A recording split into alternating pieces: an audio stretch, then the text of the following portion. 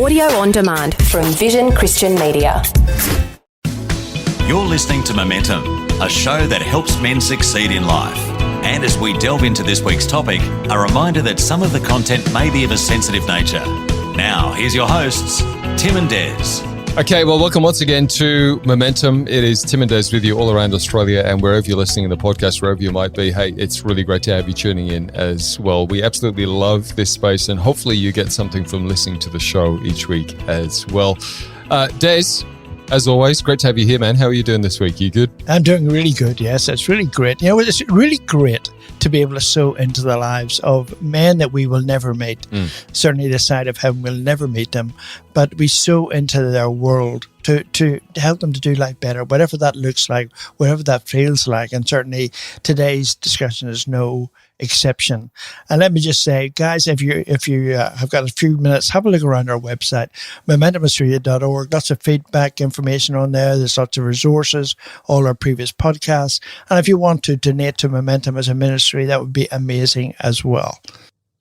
Yeah, absolutely. That is momentumaustralia.org, our website. While you're there, of course, you'll see it, and behind us, if you're watching on YouTube, the number for the care line, that's 1-800-000-636. It is a confidential care line, and I just want to highlight the importance for us as guys. One of our key messages here at Momentum is for men to get connected, to not do life on your own and get connected. Now, whether that's in a small group, whether that's one-on-one, or if you don't feel comfortable with that, by ringing somebody on a care line that you can have a confidential conversation with. And I just want to bounce off a conversation I had recently with somebody, and they opened up to me, and I don't know this person terribly well, but they opened up to me about something that had happened to them decades ago. And they said to me, look, I've actually never shared this with anybody. And just in that moment, I got the kind of chills to go, this is a really privileged space. When another man says that to you and you hold that space with no judgment, no criticism, and you just hold that space and listen. And we all need that. We've all got stuff in our lives that we need a space like that to have. So if you don't have a human physically to do that with, you can call the care line, 1-800-000-636. Certainly do it face-to-face as well. If you can, that's probably better. Yeah. And don't forget, guys, our YouTube channel. We recently started to load all our previous podcasts so you can see us as well as hear us. I know that's a bit scary. Richard's such a good-looking guy, it doesn't affect him. But for the rest of us, we don't necessarily want to be seen. But just remember, YouTube channel, Momentum for Men. Subscribe, like, share. It helps that channel to grow, so that's really cool. Yeah, absolutely. It is good that you get to see our guests and not just hear them, of course, because obviously you get to paint a different picture of the visual space as just the audio space. And I certainly encourage you to check out the YouTubes. There are ever-increasing videos on there. Recent figures show that a third of Australians feel lonely. That is some or all of the time, a third. And interestingly, this number has actually increased from 1 in 4 people feeling lonely prior to the pandemic. Now, you'd think that we would feel less lonely since coming out of isolation, but that seems to not be the case. So you wonder, why is loneliness affecting so many of us? What impact does loneliness have on us as people, but our mental and physical well-being? And how can we take steps to move from loneliness to actually enjoying solitude? Yeah, it's going to be a really great chat, and we always love having our good friend and counselor, Richard Fay, on the show. Welcome back to Momentum, Richard. It is good to be back with you two and everyone listening. Again, thank you. Mate, we do love our conversations and we tend to go deep, so let's launch straight into this. And actually, before we actually launch into the show, we should preface that all three of us actually managed to get a lunch within the last few weeks, which was awesome. And out of that actually came this conversation that we're about to have today, because we kind of put Richard on the spot and said, Richard, what's some of the key things that men come and see you for in the counseling space? And this was one of the key things, Richard, that you said. This idea of men feeling lonely. I mean, everybody generically, but men particularly, this idea of loneliness. Just expand on that to launch us into the show. Well, it was Mother Teresa about 30 years ago said that the great poverty of the West is loneliness. And it seems to be particularly true for men more than women. I walk into shopping malls and go past those cafes that dot all shopping malls, and I take a cursory glance and notice that almost everyone there is women. And women seem to find no trouble finding women to talk about life and share their struggles, their lives with. but I'll rarely find men find that easy to do, particularly face-to-face, very hard. And so men will often just be busy doing things and therefore not being known. And so they end up feeling very alone and as a result, very lonely in their journey. It's especially true as we get older, as we become, if we become busy with our careers, busy with our families, we become more and more isolated as we get older. So why do you think that is, Richard? I mean, clearly men in their work situation or they go down to their local tavern or whatever, they can talk to their mates. But it's that sense of, talking about what's internal that men find hard to do, isn't it? They've never had it modeled for them. Their father has never said these words, "I love you, son," and hugged him. Yeah. And so it then to break that terrible silence is terrifying and feels very unnatural. And so they aren't able to look any man in the eye or even any woman and say, "You matter to me. I value you. I'm here for you." Or, "I need to share something with you." As you just said earlier, Timothy, this capacity to be vulnerable and transparent was never modeled for them. And it was often stupid stuff like stuff about sport or stuff about politics or their jobs, or how many men just talk about their jobs, or stupid, dumb things that we use to avoid the conversations we want to have, or the code which we use to talk about conversations we want to have and we never have. We never have. And strangely, the man puts on the mask and he laughs at the bar and he's talking with his mate and he's carrying on. And wasn't that fun? And aren't we all so happy? And then he gets in his car and the emptiness and silence and loneliness sets in again. The thing that he scaffolded while he was in the pub rushes back in the moment he's alone. Yeah, wow. That's powerful. I mean, that's a powerful image, Richard, and I think one that most guys, to some degree, if it's not that scenario, we can relate to that. The scaffolding of, going into the social situation and putting on the facade to some degree, but then not really ever having the conversation that we need to have. I think, when we think about loneliness, maybe this is right or wrong. If I think about loneliness, I attribute that to a feeling, how that makes me feel. When I think about being lonely, what does that make me feel like internally? But I want to go to, I suppose, putting some language around loneliness. And the Australian Institute of Health and Welfare considers loneliness as, this is their description, subjective, unpleasant or distressing feeling of a lack of connection to other people, along with a desire for more or more satisfying social relationships. So that's how they've kind of termed loneliness. I'm going to throw to you and say, would you agree with that? If we put language around this idea of loneliness and us feeling lonely, particularly as blokes, does that kind of paint a picture of it? Yeah, though it's probably a bit technical, that language, so I'll make it a bit more personal. Loneliness sucks. Right. I know, I'm laughing, but it does. It's a desolating experience of saying, I don't belong and I don't matter. It's a feeling of I have been rejected by others. They don't want me. I've been abandoned by others. They're better off without me. I have been neglected by others because I'm boring, I'm uninteresting, I'm stupid, I'm ugly, I'm dumb, I'm not talented, I'm not gifted, I'm not special, I'm not interesting. Nobody would want to hang out with me, and I ache for it. I've got this hunger for it, but it's something that I want to avoid, this hunger, because it's desolating, because I don't believe I'll ever know it. Or I might have once known it, but those days are over, and now I've just got to deny this feeling as much as I can, but of course it keeps showing up. And every time it does, I want to push its head back under the surface because I don't like it, because I don't want it, because it tells me I don't matter.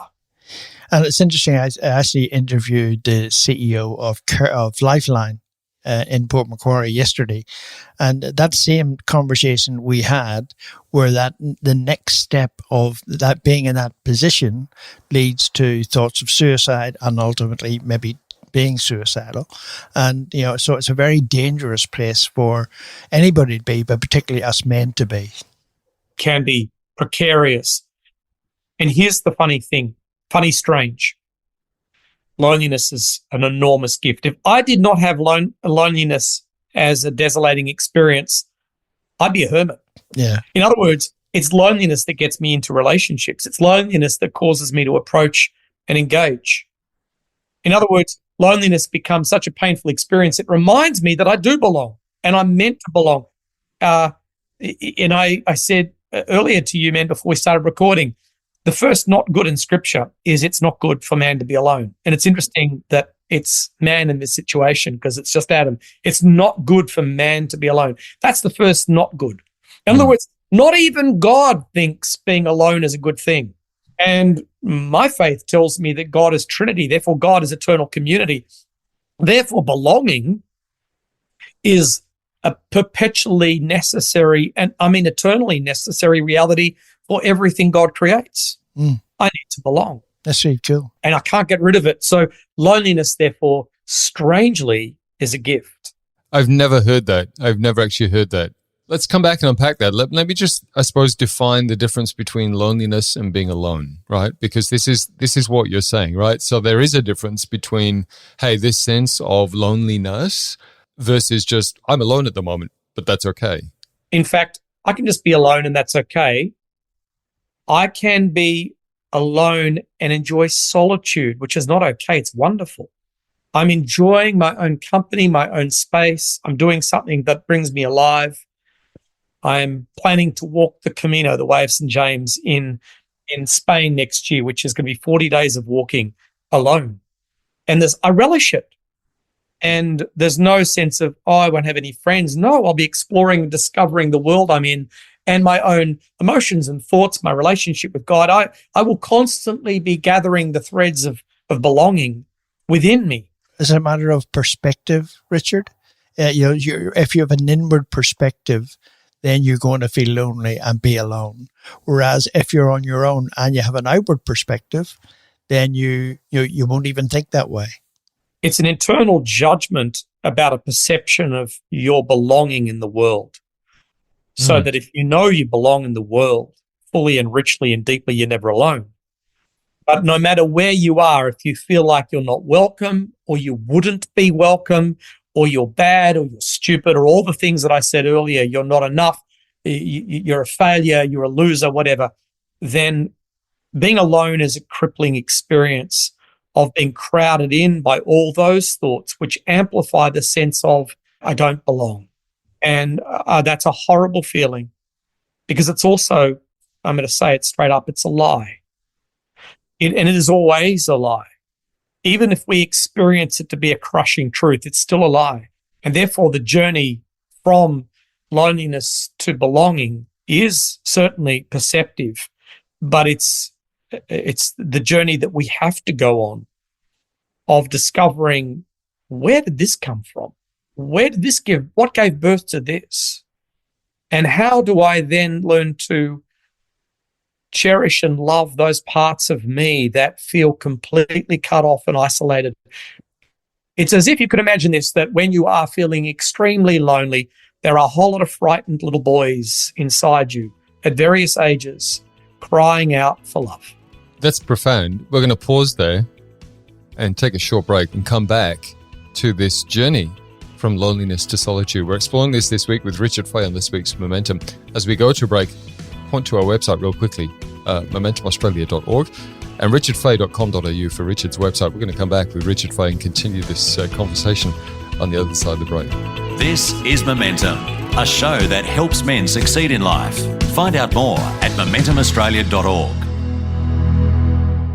If this program has highlighted something you'd like prayer for, we'd love to pray for you. Call 1-800-PRAY-FOR-ME. That's 1-800-772-936. It's a free call. Or text 0401 132 888. You're listening to Momentum, a show that helps men succeed in life. Find out more at momentumaustralia.org. Okay, well, welcome back to part 2 of this week's show. We have got Richard Fay with us on the show this week, and we're talking about the journey from loneliness to solitude. How do we go from this sense of feeling isolated to being okay in our own space? And Richard, you mentioned something profound just before the break, which we'll go back to and then I think unpack a little further, that this deep, supposed sense of loneliness comes from a sense that we don't belong. Now, whether that's in our social circle or whether that's in the world at large, but it's something within us that feels like we don't belong. And I might get you to repeat it, but you said something about there's little boys inside us at different ages that just are crying out for love. Just unpack that for us about how that then sows into this sense that we don't belong and we feel lonely. In a time and space somewhere in our past, we were exiled. And exiled is this place where we're in a place where we don't belong. I'll give you an example from my own life, and that is that I did a whole lot of solo sports like long-distance running and weightlifting in a gym because I didn't belong as a boy. I was not coordinated. I was uncoordinated. And so that when they're picking teams in the playground, when they're picking every boy but me, and of course the last boy picked, in fact, we don't want Fay. Well, you can have him. We don't want him either. He's only going to make us lose. Oh, dear. Now you laugh. Wow. You laugh, and I can laugh now. Yeah. And if I go back more than half a century, I can tell you that little boy's not laughing. Yeah. He's empty. Richard, I mean, I kind of laughed, but I think all of us on this call, when you painted that story, going back to those early years of school or high school or whatever, do you think that's where, for most of us, the challenge has actually started? It's in the younger years that things have shown us that we just don't belong, we don't fit, and so we carry that into adulthood. We do, and there's two things happening. One is that, as I said earlier, as we get older, we get so busy with the things that we can control, the things that we can. I can earn a wage. I can do this job. I can go to the shed and fix something. I can run an errand. I can do something. So I get busy doing, and I never experience being in the company of others where I'm not having to do something. I've heard this definition of friendship, which I find is the best definition I've ever heard, which is to waste time with someone for no productive outcome. Isn't that a beautiful definition of friendship? Waste time with someone for no productive outcome. And do you know what, as a child, you know that space, or hopefully experience that space, even if only in passing, as the most joyous space, the space where you truly do belong, because the first half of the word belong is from the word belong. In other words, it requires being. It's not do long, it's belong. Yeah. And so when we've had those moments, but then we get experiences of pain and isolation, we avoid. And so the two things that happen, I watch men go in one of two directions. They put on an incredibly good mask where they become captain socialite, the life of the party, laugh out loud, or he becomes some variation of that, Mr. Professional, super successful, talks about all his accomplishments, or he becomes the timid guy who is dutiful, compliant, respectful, polite, but shut down. They're the ones I'm always paying closest attention to, because they're the ones who believed I could never play the social game of the mask wearing. And so I am apprehensive about being found out as a fraud, as an imposter. So I'm just going to be quiet and polite and respectful. Those are the men. When I was a pastor of a church, as a counselor, in any kind of social situation, I look for the lonely man, the outcast. Why? Because that man is actually being honest, because he doesn't know how to wear a mask. So many of the other men are faking it. They're both as lonely as each other. I used to envy the man who would put on the mask and look super successful and think he's got it all together. And it's only later on that I realized that's always a lie, because it's the vulnerable man, the transparent man, the honest man who's the real man. The man who lets himself be seen and known, and knowing that even if other men can't handle that because it threatens them, that man's got great strength because he knows how to belong wherever he is. He doesn't care what other people think. He's been real. He's got an inner strength. Yes. Yeah. And often it doesn't look like strength, because it will look like an honesty that's not not hemorrhaging. It's vulnerability. This, in other words, I can talk about my failures now. And it's usually when I talk about my failures and my struggles that other men start nodding in understanding, oh, I know that. Yes, true. And suddenly there's a camaraderie. Now we're all connected. Yeah, now they're all starting to be honest. And now nobody cares about how much anybody earns or, what their golf handicap is. That's gone out the window. I'm going to encourage the guys to go back and listen to that last 3 to 4 minutes, because I think for a lot of guys, that will be a huge relief. Just hearing what you've just shared, in the fact that we all struggle with that to some degree, and yet some of us mask it better than others, let's be honest. And I think when you realize that, and this is the thing, I think when we moved in the circles that we now move in, and you just get to the vulnerability piece and you go like, I'm okay with sharing some of that stuff. It takes a huge weight off your shoulders. Richard, I want to go in a different tangent before we run out of time. And I just want to quickly give some stats around the effects of loneliness on us. And the stats are lonely Australians have worse physical, mental health, more likely to be depressed. The effects of loneliness are equivalent, this is interesting, to smoking 15 cigarettes or having 6 alcoholic drinks per day. Loneliness is a silent killer. We know that. Lonely people have a 26% increased risk of death. In other words, almost a quarter more likely to end up taking their life as a result of loneliness. I mean, that is some of the impacts of loneliness, Richard. So I suppose when we hear that, that is profound. Loneliness is not just I just feel a little bit alone. If we sit in that space too long, it could have really dire effects, not just on our mental and physical well-being, but ultimately whether we check out early, let's be honest. Lonely men live 9 years less than men who are deeply connected. Wow. Now, if I said to you right now, I'm going to take 9 years off your life, not for any reason associated with drugs, alcohol, or exercise, simply, or diet, simply because you're not socially connected. Wow. What are you going to do about that? I've heard it said, we'd give anything in 20 years' time, 30 years' time, we'd give anything to be as healthy and so on as we are right now. And you don't think, surely heart disease, cancer, and so on are not caused by loneliness, but they are. They absolutely are. And here's the thing that I want to flip it with and say, you will be surprised at how welcome you are in the 100 different ways you can show up. Do you like to play cards? You can go and find a group that plays cards. Do you like drama? You can join an amateur drama club. Do you like to sing in a choir? Go join a choir.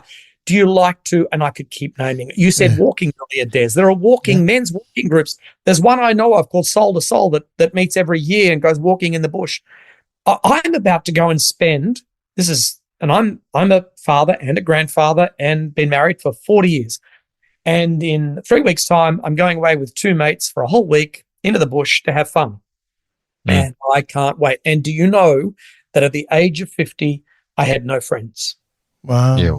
I'm 64 now. I had no friends at 50, no friends with whom I could be completely honest and vulnerable. And the only thing that changed was I learned that it was safe, and I learned places where it could be safe for me to be seen and known. And then I discovered that I was welcome. In fact, that I was a joy and a blessing to others. Yeah. As in other men, they loved having me around. I didn't believe it. I honestly didn't believe it because of stories I told you earlier. And I wanted to say to every man, you will be surprised at the ways in which men can connect all around this country right now. Men shed. It is a wonderful thing for men to get involved with. Volunteering, if you're older, is a fantastic way to connect. Don't wait and say, I'll do something about that next year, which is, the person who says, I'm going to kick this smoking habit or this, I'm going to get serious about exercise next year. This is not a next year or a next month thing. If you're listening to this recording now, I would want you to say, after you listen to this recording, what are you going to actually put in motion? Seriously, if you have felt seriously lonely in the last month more than once, if you felt like a sense of futility about life or a sense of there's nothing, nobody would want me, If you felt that more than once in the last month, what are you going to do after this recording that will engage you in connecting with others? Don't wait because they don't know you. You have to walk into that space. Let your loneliness be the boot, the kick up the bum. Let it be the invitation to get you into it, because it is. That's why I say loneliness is the great gift. If you keep seeing it as a reason to keep the prison doors just get closer and closer, the whole bars just close in on you. Yeah, it's powerful. And I just want to acknowledge as we wrap up the show, for all of us, we can attest to when you first start that journey of showing yourself and being vulnerable and stepping into spaces that are unknown, it is uncomfortable. It is scary. You will want to not do it. You'll probably put it off a few times. It is a vulnerable space to step into, but the freedom that you find on the other that, and as Richard was saying, the chance that you are going to be accepted on the other side of that is very high. And the joy that you find in that will far outweigh just that little moment where you have that, I'm not sure about this and I want to stay where I am. We just want to encourage you on this call to absolutely do what Richard said. Start reaching out. If you're feeling lonely, take the gift and go and connect. Go and find a point of connection, whatever that looks like for you. What a wonderful conversation. And hopefully you've got something out of this. Again, I would encourage you to go back and listen to parts of this that are just really profound. And we always expect that when we chat to Richard Fay. The journey from loneliness to solitude has been our topic with Richard Fay. Richard, as always, an absolute pleasure. Thank you. Thank you. You've been listening to Momentum, a show that helps men succeed in life. For more information or to hear this week's show again, go to momentumaustralia.org. You can also access a whole range of resources to help you on your journey and to get in touch with the team at momentumaustralia.org. Until next time, keep moving forward with Momentum.